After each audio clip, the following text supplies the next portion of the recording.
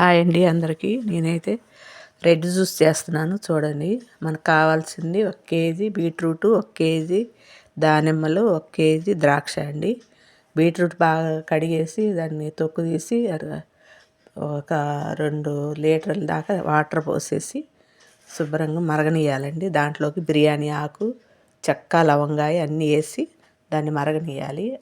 మరగనిచ్చేటప్పుడు మనం ద్రాక్ష ఉంది కదా, శుభ్రంగా కడిగేసి దాన్ని జ్యూస్ చేసి పక్కన పెట్టుకోవాలి. ఆ తర్వాత దానిమ్మలను కూడా గింజలు తీసి జ్యూస్ చేయాలి. అవి పక్కన పెట్టుకొని అది మరిగేలోపు ఒక పావు గంట మరగాలి.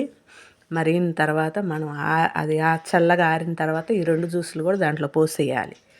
పోసి మనం ఒక గిన్నెలో కానీ ఒక గాజు పాత్రలో కానీ నిలవబెట్టుకోవాలి. అది దాంట్లో గోధుమలో ఒక పిరికెడు వేసుకోవాలి.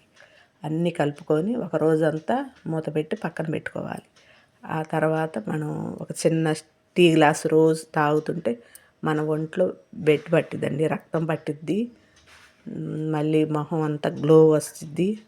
చాలా మంచిది హెల్త్కి. పిల్లలకు కూడా ఇవ్వచ్చు, పెద్దలు తాగొచ్చు, పిల్లలు తాగొచ్చు, అందరూ తాగొచ్చు. నచ్చితే లైక్ చేయండి, షేర్ చేయండి, సబ్స్క్రైబ్ చేసుకోండి. ఒక లైక్ ఇవ్వండి. Okay, bye.